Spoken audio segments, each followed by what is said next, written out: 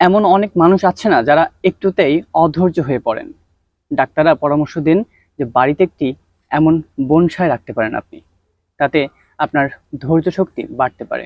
ধৈর্য, যত্ন আর প্রকৃতির প্রতি অকৃত্রিম ভালোবাসা থাকলেই এমন বনসাই নির্মাণ করা যায়। জাপানের এই শিল্প যারা চর্চা করেন তারা সত্যি খুব বেশি ধৈর্যশীল হন। কারণ আমার সামনের এই বনসাই গাছটির বয়স 25 বছর। দেখেন তো, এই গাছটি দেখে আপনি একদমই ভাবতে পারবেন না যে এই গাছটির বয়স 25 বছর হতে পারে।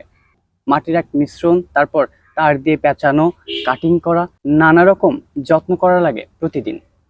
তাই যারা বনসাই করেন তারা হয় সব থেকে বেশি ধৈর্যশীল। তেমনই একজনের সাথে কথা বলবো যে মাত্র 10ম শ্রেণীতে পড়ে। বনসাইয়ের জন্য আসলে অনেক সময়ের প্রয়োজন হয়, অনেক ধৈর্যের প্রয়োজন হয়। এটা স্বল্প সময়ের একটা বিষয় নয়, দীর্ঘ দীর্ঘ সময় ধরে যুগের পর যুগ তাল মিলিয়ে বনসাইটা আসলে তৈরি করতে হয়। বনসাই একটা প্রজন্মকে বয়ে নিয়ে যায়। বছরে একবারের মাটি চেঞ্জ করে দিতে হয়, তাহলেই স্রোতস্ফূর্ত হয়ে বেঁচে থাকতে পারে।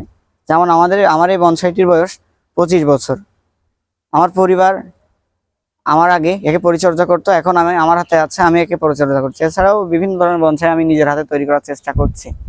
এটার পেছনে অনেক ইতিকথা থাকে। নির্দিষ্ট নাম দিয়ে অথবা নির্দিষ্ট সময়ের সাপেক্ষে স্মৃতি দিয়ে একে আসলে বানিয়ে রাখা যায়।